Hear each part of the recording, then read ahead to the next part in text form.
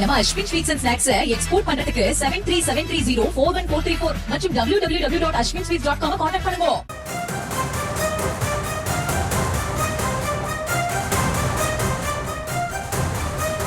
சரி, அதே மாதிரி இந்த நிகழ்ச்சிக்கு பிறகு செய்தியாளர்களை சந்திக்க வாய்ப்பு இருக்கிறதா? அது குறித்த முழு விவரங்கள்.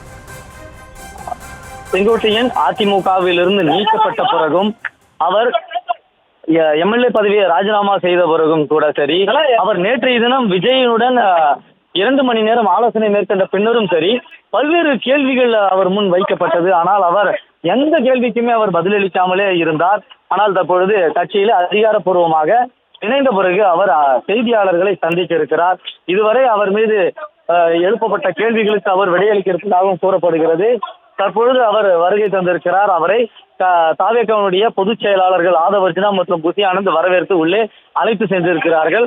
அவர் விஜயுடன் உரையாற்றிய பிறகு, அவர் ஆலோசனை முடித்த பிறகு மீண்டும் அவர் கூட்டரங்கிற்கு வருவார். அப்பொழுது அந்த இணைப்பு நிகழ்ச்சி தொடங்கும். இணைப்பு நிகழ்ச்சிக்கு பிறகு அவர் கட்சியில் இணைந்த பிறகு பொறுப்போடு அவர் மாநில பொறுப்பு பெற்ற பிறகு அவர் செய்தியாளர்களை அதிகாரப்பூர்வமாக சந்திக்க இருக்கிறார். அதே போல பயண திட்டங்களை அவர் வகுக்க இருக்கிறார். அதிமுகவில் ஜெயலலிதா அவருடைய காலகட்டத்தில் பயண திட்டங்களை எப்படியெல்லாம் வகுத்தார், அதே போல தாவேக தலைவர் விஜயனுடைய பிரச்சாரங்களையும் அவர் பயண திட்டங்களையும் வகுக்க இருக்கிறார் என்று கூறப்படுகிறது.